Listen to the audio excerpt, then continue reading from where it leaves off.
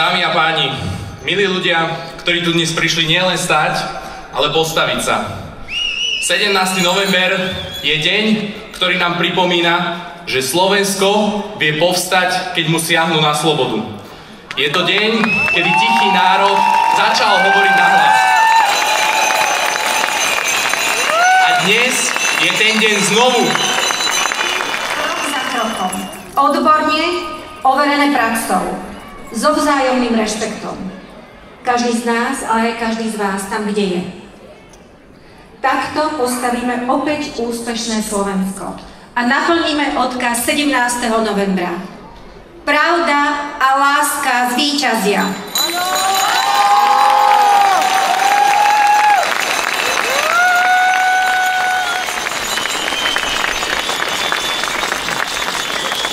Napriek všetkým týmto problémom, ktoré tu vidíme a počúvame, však máme všetci dnes nádej. Tú nádej nám dali práve tí najmladší. Študenti, ktorí sa nebáli ozvať, ktorí sa spojili, ktorí nám ukázali, že Slovensko ešte nestratilo odvahu. My ich odvahu musíme nasledovať. My sme tu dnes všetci spolu. Občania, študenti, rodičia, učitelia.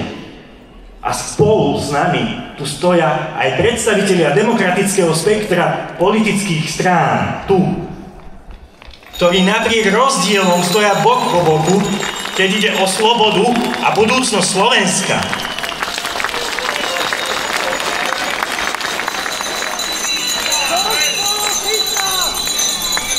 Ďakujem vám, že dnes stojíte na strane slobody. Tak ako mnohí z vás stáli aj v novembri 1989. Tak ako tu dnes stoja aj tí, my, ktorí sme sa narodili po nežnej revolúcii. Ďakujem.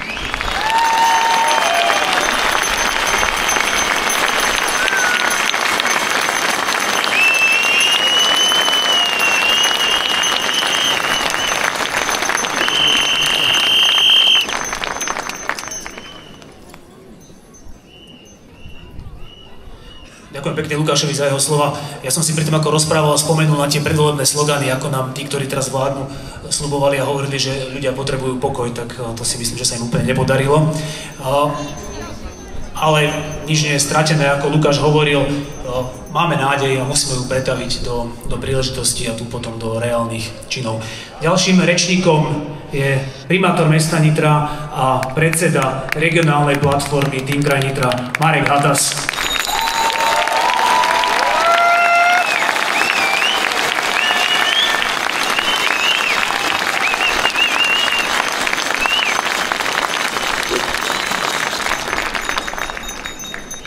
Vážené dámy, vážení páni, milí prítomní, som z generácie, ktorá osobne nezažila protesty zo 17. novembra a tak mi v prvom rade dovolte poďakovať tým, ktorí tieto zhromaždenia organizovali, tým, ktorí sa zúčastnili či podporovali túto zmenu.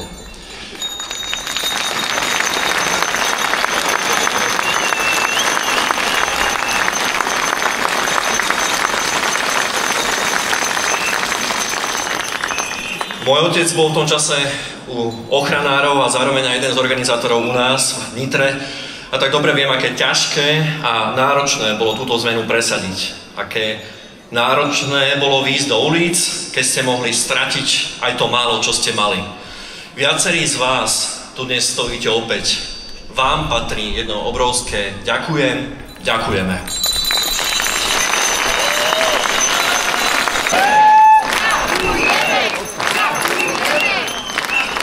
Bez vás by sme tu dneska stať nemohli. Bez vás by boj o demokraciu nebol, pretože by sme nemali o čo bojovať ďalej. Vám totiž moja generácia vďačí za slobodný svet, v ktorom sme mohli vyrastať. Vám vďačíme za slobodu, ktorú už berieme ako samozrejmosť. A je to práve naša generácia a ďalšie generácie, ktoré prídu po nás, ktoré sa musia taktiež postarať o to, aby to tak aj zostalo. A aby odkazy a hodnoty zo 17. novembra boli navždy prítomné v našej krajine. A A viete, prečo sa on bojí? On sa tvári, že 17. november, že nežná revolúcia ako keby ani nebola. Ale bola a on si veľmi dobre pamätá. Som o tom presvedčený. Aj slova, ktoré predniesol pár dní pred novembrom 89 komunistický aparátčík Štepán, keď vyhlásil, že predsa nám tu nebudú nejaké 15-ročné deti hovoriť, kedy má odísť prezident. A viete, čo sa stalo o pár dní? Husák padol a tohto sa desí aj Robert Fico. V Nitre, v Žiline, v Bratislave, v Nových Zámkoch, aj vo Svidníku.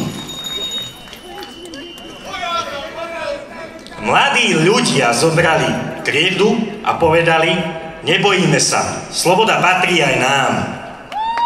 Sociologička Silvia Porubanová povedala presne to, čo si mnohí mysleli. Na začiatku všetkých zmien stáli vždy študenti.